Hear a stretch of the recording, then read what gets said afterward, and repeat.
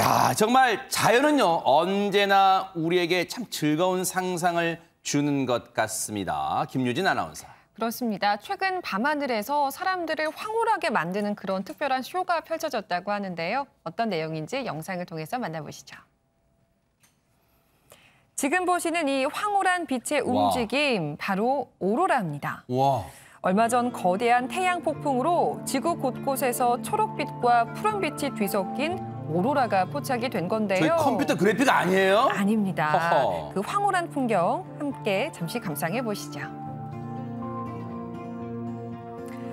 너무 아름다운 모습인데요. 일반적으로 오로라는 고위도의 극지방에서 나타나지만 이번엔 태양 폭풍이 미치는 범위가 확장이 되면서 미국에서부터 캐나다를 거쳐 북유럽 지대까지 그 환상적인 모습을 드러냈다고 합니다. 이야.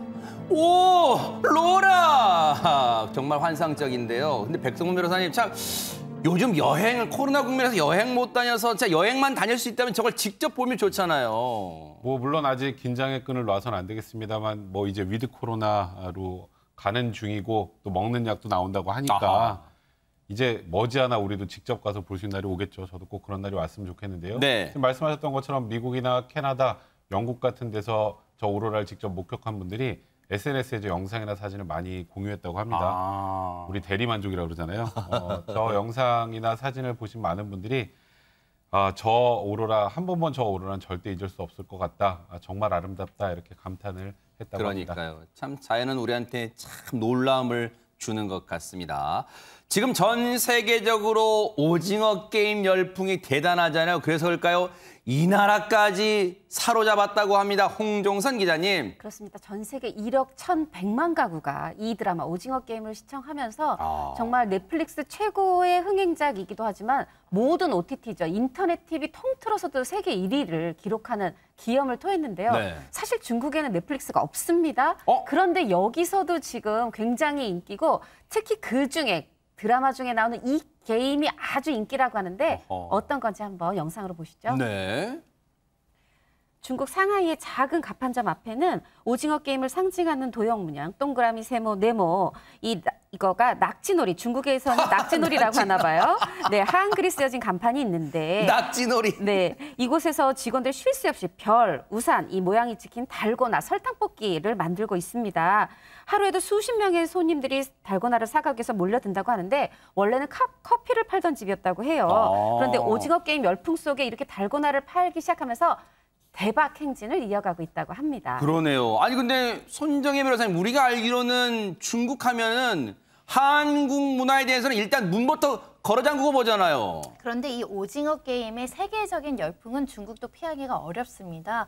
더군다나 말씀하신 것처럼 서비스가 차단된 지역임에도 불구하고 우회 접속 방법으로 또 불법 사이트에서 다운받는 방식으로 오징어 게임을 즐기는 중국인들이 많다라고 하는데요. 네.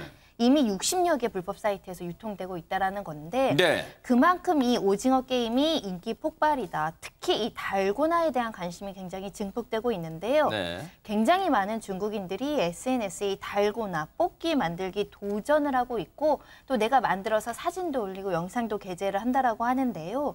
이 온라인 쇼핑몰에서도 이 달고나 판매점도 늘어서 일부 매장에서는 10,000개 이상 판매하기도 한다라고 하는데 일단 시청자들이 그냥 평범한 달고나 말고 똑같은 모양으로 같은 디자인의 달고나를 주문하기 위해서 굉장히 노력하고 있다라고 하는데요. 저분 성공했네요, 지금. 네, 하트도 있고 우산도 있고 세모도 있고 여러 가지 모양으로 파는데 한 개당 한 1,800원 정도에 팔리고 있다라고 합니다. 네. 그런데 앞으로도 판매량은 굉장히 늘어날 것으로 예상이 됩니다. 예, 오죽하면 이 인기는요.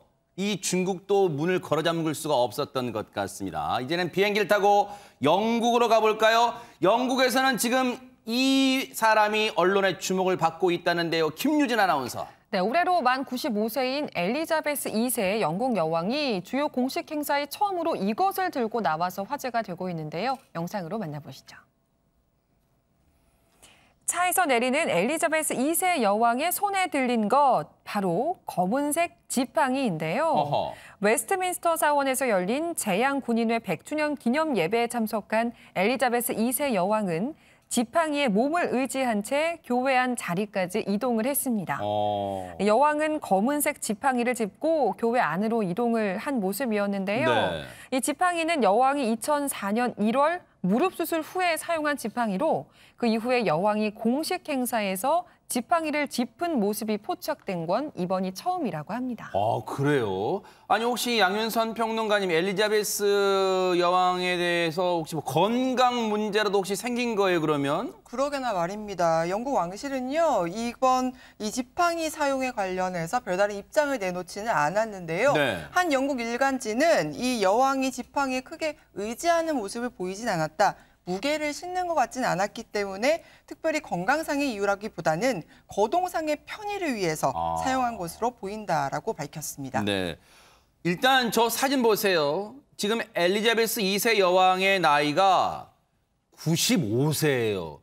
그 나이를 감안한다면 정정하다고 할 수 있나요? 어떻습니까, 홍정선 기자님? 굉장히 정정한 것 같아요. 한번 그 무릎 수술했을 때 지팡이 잠깐 쥐었고 또 이번에도 뭐 그냥 편의를 위해서 졌다고 하고 지금 보면 허리도 꼿꼿하고 굉장히 건강해 보이죠. 그러네요. 비결이 있더라고요. 1952년부터 지금 2021년까지 영국뿐이 아니라 세계 역사상 제일 길게 가장 최장으로 왕의 자리 어떻게 있나 했더니 일단 술 안 마시고요. 야. 마셔도 한 잔 정도 담배 태우지 않고요. 또 그리고 하루에 꼭 산책을 하고요. 잠을 한 7시간 자는데 아침에 7시 반에 정확히 일어나는 규칙적인 생활을 하고 또 이제 돌아가신 그 남편 필립공과도 굉장히 행복한 결혼 생활을 했었고 지금 다양한 어떤 행사에 참여하면서 어떤 사람들을 계속 만나고 소통하는 거 이것도 건강에 굉장히 도움이 된다 그래요.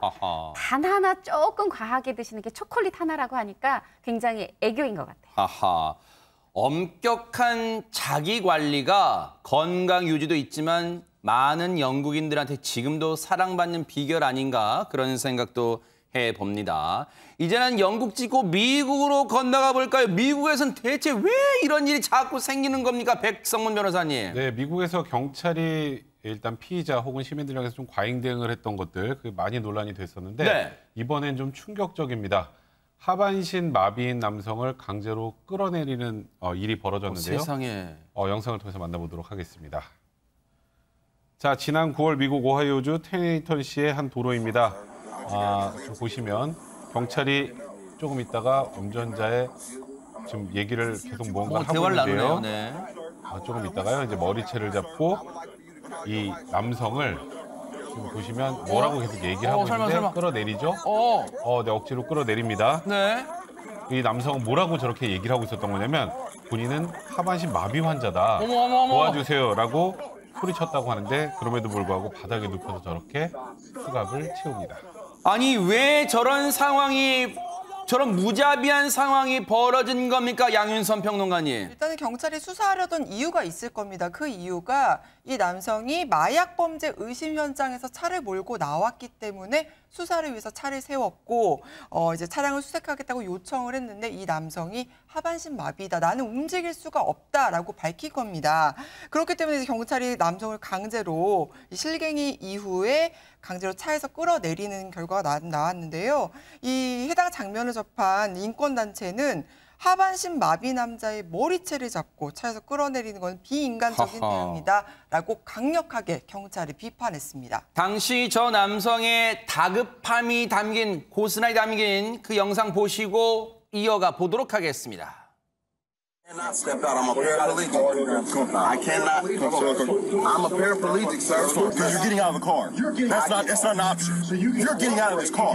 So you can cooperate and get out of the car, or I'll drag you out of the car. Somebody help! Stop! Someone help! So are y'all recording this? Somebody help! I'm a paraplegic. They are doing the please help me. Somebody please help me. Stop!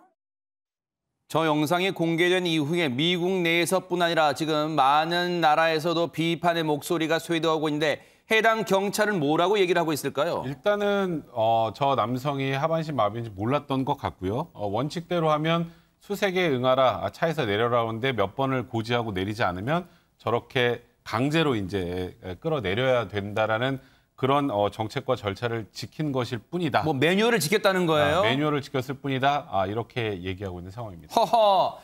매뉴얼을 지켰는지는 모르겠지만요. 미국 하면 제일 먼저 자기네들이 뭘 자랑합니까? 인권 존중한다는 거 아니에요. 그 인권을 존중한다는 나라가 저게 지금 할 짓인가 그런 생각도 해봅니다. 그런가 하면요. 미국 얘기 또 하나 해볼까요? 캘리포니아 지금 난리가 났다면서요, 김유진 아나운서. 그렇습니다. 강풍을 타고 미국 캘리포니아주 곳곳에서 산불이 발생을 하면서 주요 고속도로가 폐쇄되고 또 강제 단전 조치까지 내려졌다고 하는데요. 어떤 상황인지 영상을 통해서 확인해 보겠습니다. 강풍을 따라 도로를 감싼 어이구. 화마의 모습입니다. 일부 지역에선 시속 70km 돌풍이 불면서 소방 항공기가 뜨지 못해 초동 진화 작업에 어려움을 겪고 있는데요. 저 불길 보세요. 아유. 네, 소방당국은 이번 산불이 인근 가옥 등 120개 건물로 번질 수 있다며 주민 대피령을 내렸고요. 현장에 600여 명의 소방관을 투입했다고 합니다. 허허. 캘리포니아 고속도로 순찰대는 101번 도로 재개통이 언제 이뤄질지 알 수 없다며 바람을 타고 불길이 이동할 수 있다고 운전자들에게 경고를 했습니다. 아, 정말 저 시뻘건 불길 보세요. 얼마나 지금 피해가 심할까요? 관련해서 소방당국 얘기 들어보시고 이어가 보도록 하겠습니다. Currently, the fire is still being pushed by a pretty significant wind. It's being pushed to the southeast. So the fire is moving laterally along the 101 towards the east. Evacuated all the personnel and ranches and homes that are up there. The mandatory evacuation. We're pushing that mandatory evacuation towards El Capitan Ranch and El Capitan State Park. 근데 저 상황이 남의 일만은 아닙니다. 이제 우리도 가을로 접어들었잖아요. 화재, 특히 산불요 많이 발생할 수 있는 시기입니다. 정말로 조심을 해야 될 것 같습니다. 자, 그런가 하면요. 이런 소식 전해드릴 때마다 신기하기도 하지만 기술의 발전이 좀 두렵기도 합니다. 손정혜 변호사님. 네, 미국 캘리포니아 공과대학 이른바 칼텍에서요. 우주 탐사용 로봇이 공개가 됐는데요. 로봇이라는 게 믿기지 않을 정도로 이리저리 굉장히 잘 움직입니다. 어허. 같이 한번 영상으로 보시겠습니다. 어떤 로봇일까요? 보겠습니다. 가느다란 붉은 시루에서 지금 중심 잡고 왼발, 오른발, 왼발, 오른발 묘기를 보이는 로봇이 있죠. 근데 이 로봇, 이 스케이트보드를 타고는 저기 보시는 것처럼 능수능란하게 지금 장애물을 요리조리 피하는 듯한 모습인데요. 대박 사건. 마치 어린아이가 스케이트를 타고 있는 것처럼 보입니다. 몸 길이도 굉장히 작아서 75cm 정도 되는데 이 조그마한 로봇의 능력은 오히려 지금 보신 것처럼 비행 능력까지 갖췄죠. 공중에 떠올라서 가볍게 착지까지 하는 능력이 있는데요. 계속해서 우리를 놀라게 하는 우주 탐사용 로봇. 사실은 그 끝이 과연 어디일까 굉장히 궁금하고 또 오래 살아야겠다는 생각도 해봅니다. 아니, 근데 우주 탐사용 로봇인데 홍종성 기자님, 저런 스케이트보드 타고 줄타기 하는 저런 기술이 왜 필요한 거죠? 사실 이제 우리가 사람들이 평지에서 사니까 그렇지 지구만 봐도 지형이 평탄하진 않잖아요. 이 우주에 다른 별에 가면 굉장히 험난한 지형이 있기 때문에 그것도 사람 없이 무인으로 혼자서 이 우주를 탐사하기 위해서 제작자는 내오다 보니까 네. 이렇게 뭐 균형도 잡고 뭐 스케이트보드 타고 이렇게 장애물도 피하는데 가장 부러운 건 날 수 있다는 거. 그러니까요. 비행 능력이 아주 부럽습니다. 네, 저 로봇을 개발한 연구원들 얘기 한번 들어보시고 이어가 보도록 하겠습니다. Leo is equipped with cameras and sensors to be able to perceive the environment and localize itself relative to the environment. In addition, Leo has contact sensors in the feet to be able to sense the ground and also be able to transition smoothly between flying and walking. But then I think also robots will be more and more in our daily lives. We're going to see them for things like package delivery or helping in the house with daily chores. 우주 탐사용 로봇 레오를 통해서 우주의 신비가 한꺼풀 더 벗겨지기를 또 기대해 보도록 하겠습니다. 자, 그런가 하면 이렇게 로봇도 자유롭게 움직이는데 세상에 이 동물은 2년 동안 정말로 자유롭지 못했던 것 같아요. 김유진 아나운서. 맞습니다. 우리가 사용하는 물건이나 쓰레기 때문에 가끔 동물들이 피해를 입는 사례를 볼 수가 있는데요. 이번 경우도 같은 경우입니다. 영상으로 확인해 보시죠. 목에 타이어를 걸고 다니는 한 숫사슴이 어이구, 세상에. 있습니다.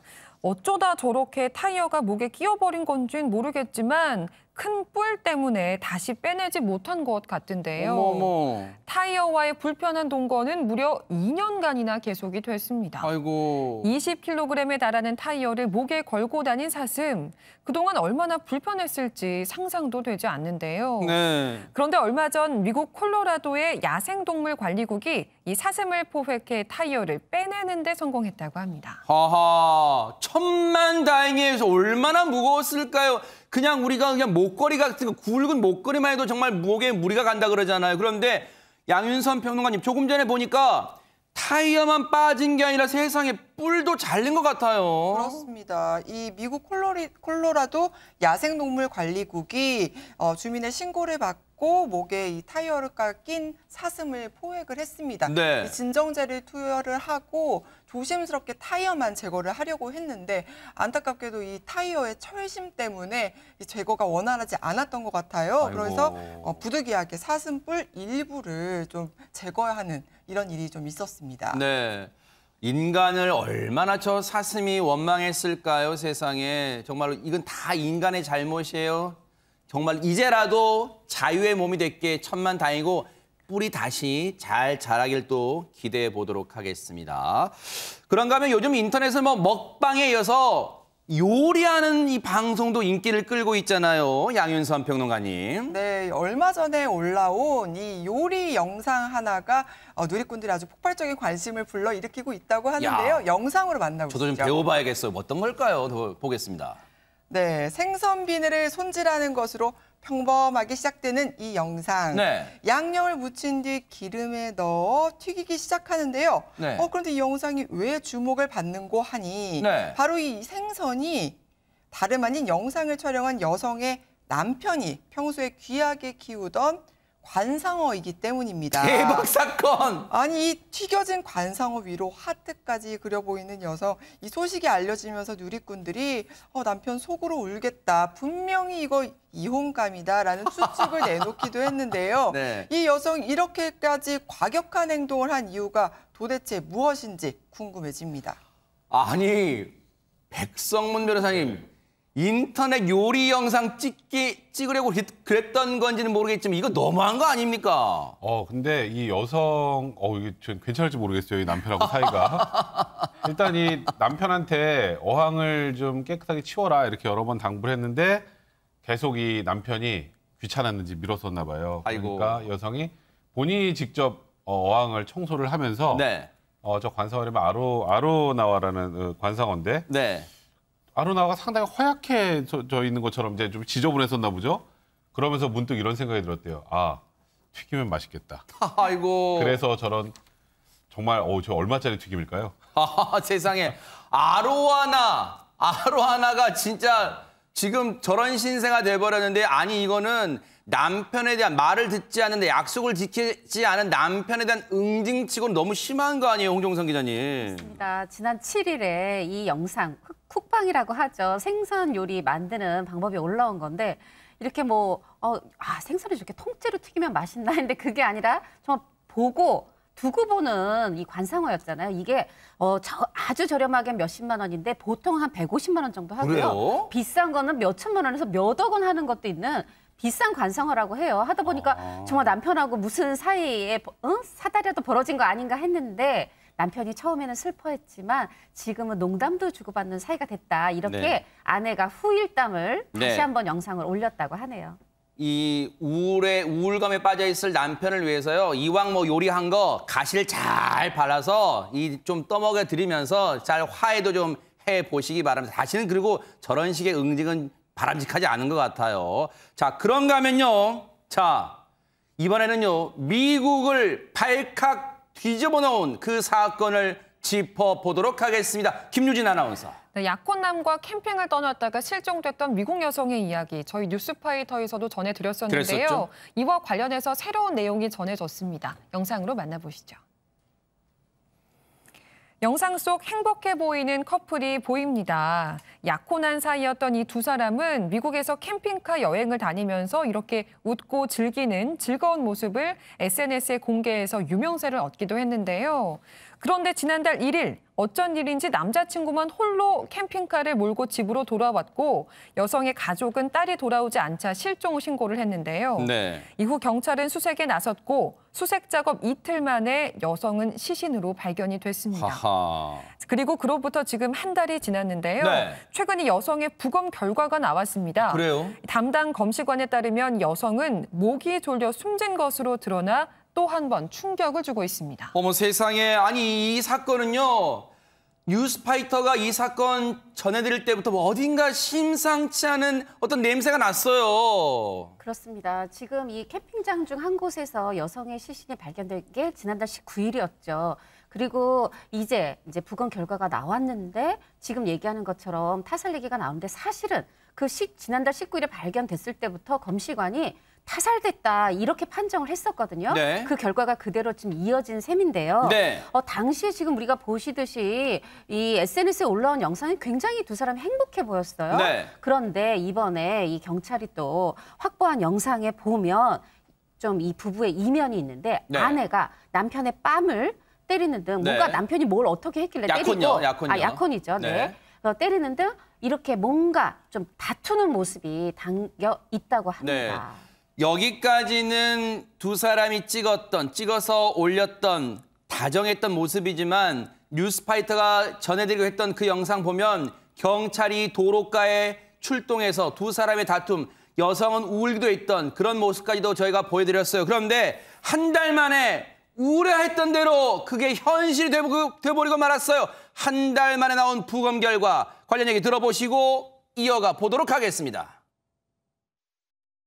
The cause, death by strangulation.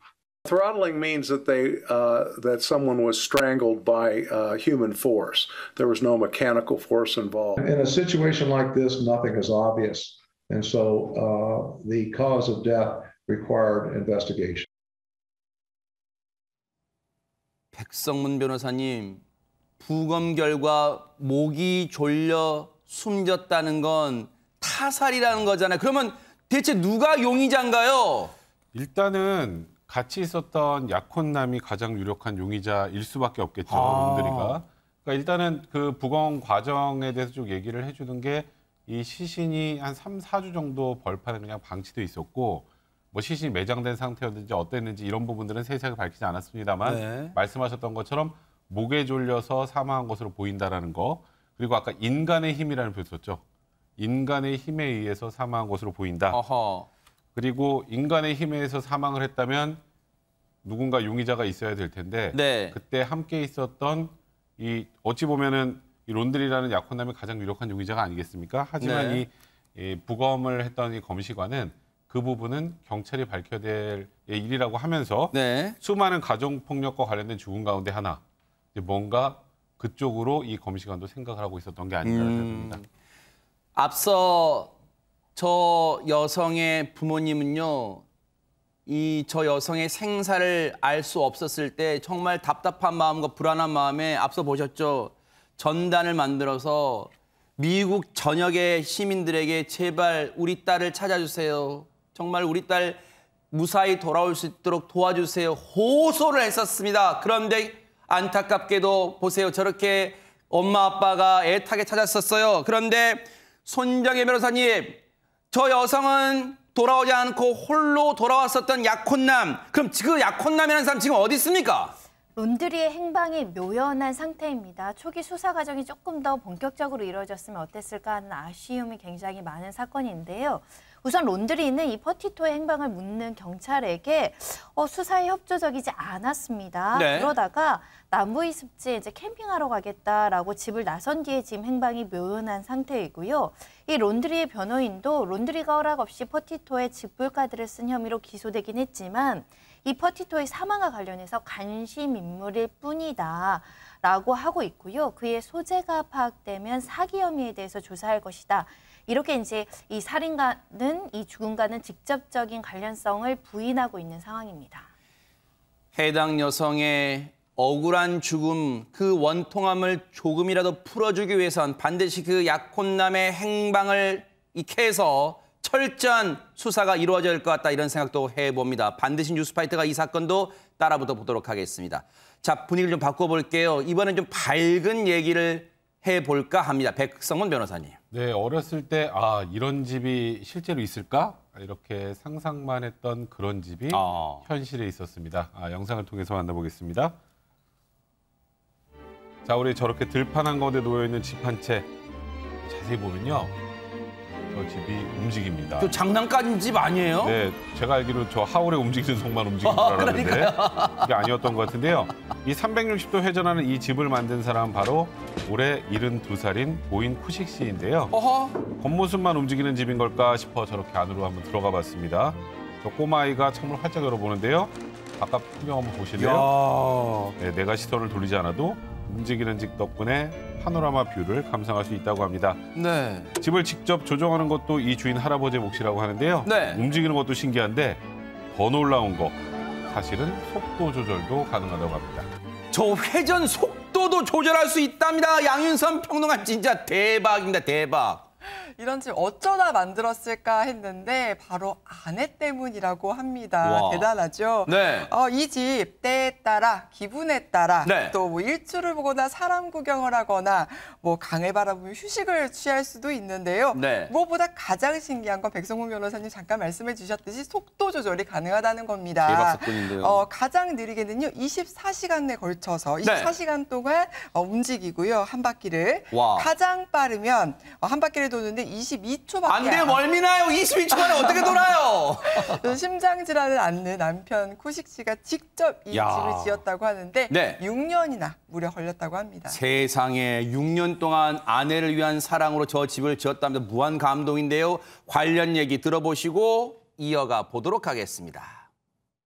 Gradio porodičnu kuću, normalno dječja soba, spavača, ovo ono, s ove strane, s one strane i tako poslije se taj raspored ženi nije svidio i tamo ajmo okrenuti s druge strane da dnevni boravak bude do puta i tako svašta nešto i ajde tako sam ja onda mijenjaj raspored, izbijaj zidove pa onda poslije smo to dolje radili u prizemlju, to je bilo na spratu najprije, pa onda u prizemlju pa zahtjeva koliko hoćeš i tako da je to meni dosadlo. Sad ću ja napraviti kuću pa ti koja se okreće, pa okreći kako hoćeš, pa i ulaz kuće i on ide okolo, pa ako vidiš da idu neželjeni gosti, okreni kuću na drugu stranu, valjda će se ljudi vratiti kad vidi. 네, 하도 길게 얘기해서 6년간의 사연을 다 들었어요, 우리가. 그런데 홍정선 기자님, 로맨틱한 이유가 있을 줄 알았는데 어쨌든 그냥 좀 유쾌한 얘기입니다. 저는 코미디언이 아니신가 싶은데 이 남편분이 이렇게 얘기를 해요. 아내가 자꾸 집 밖으로 보이는 풍경을 바꾸고 싶다고 얘기했다. 사실은 아내분은 이사를 가자고 한 걸 수도 있어요. 좀 다른 풍경을 보고 싶다. 그래서 아예 회전하는 집을 만들어서 때로는 들이 보이고 때로는 물이 보이게 이렇게 완전히 바꿔버리셨다네요. 네, 어쨌든 사랑의 힘, 아내를 향한 사랑의 힘은 참 대단한 것 같다 이런 생각도 해봅니다.